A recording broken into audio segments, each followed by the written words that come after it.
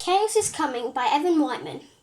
Chapter 1, Chaos Arrived. Hi, my name's Jack, and when I was eight years old, my mother passed away from a rare disease. After that, things were never the same. My father blamed me for my mother's death. You might not believe me on this one, but for 5 years straight, I was treated like dog poo. For breakfast, I was given a single piece of broccoli. For lunch, I was given a carrot, and on the carrot was a bit of mould. This was so unfair, as father got egg sandwiches for lunch every day and for dinner. And for dinner, I was given a bag of peas. Father knew I hated peas.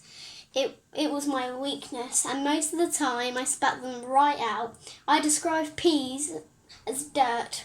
When I spit my peas out, I normally get a massive slap on the bum from Father's belt, and the worst thing about the slap, it really hurt and made me cry. Chapter 2, New Mother. I can remember the day, May the 2nd, 2014.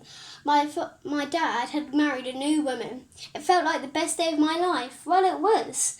After they were married, I got egg sandwiches. I got to choose between toast and cereal, and for dinner I could choose anything. It was normally McDonald's. But it turns out my new mother and father got divorced, only because mother soon found out that the ring was fake. My father had given her, and he was put to jail for 2 years. I went to an adoption centre.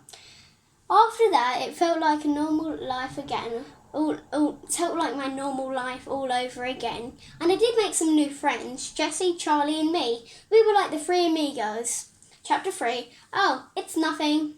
One night I was sleeping and I heard a bang, bang, crash, boom. Everyone woke up. All the children started looking where the noise was coming from, but no one found where it was except Jack. Jack didn't tell anyone what was there. It was the food room that Jack had found. The pan was going mad, as there was an onion in it. Jack took the oven gloves out and put the onion on the bin. Jack is a bit nosy, so he looked around the room. Everything was normal until he found the chocolate cabinet. It felt like Jack was eating McDonald's again, and he kept on eating all night.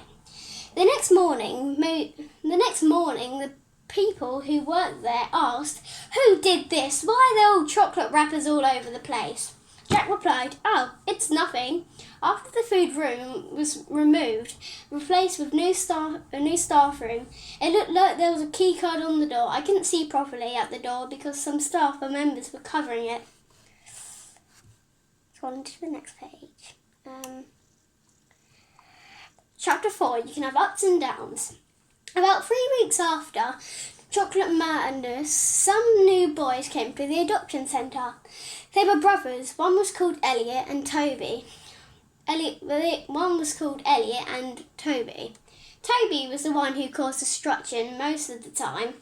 Elliot was quiet. Most of the time Elliot was going to play with someone. It was me.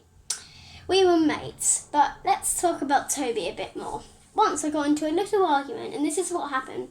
I got punched 4 times, kicked 7 times, and a WWE move. That's what Elliot said is a WWE move.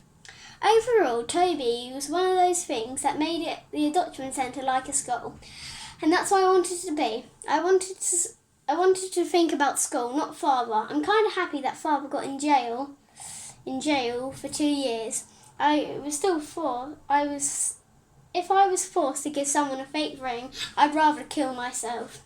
It's been 8 months and I still haven't got adopted, but sadly Jessie had though.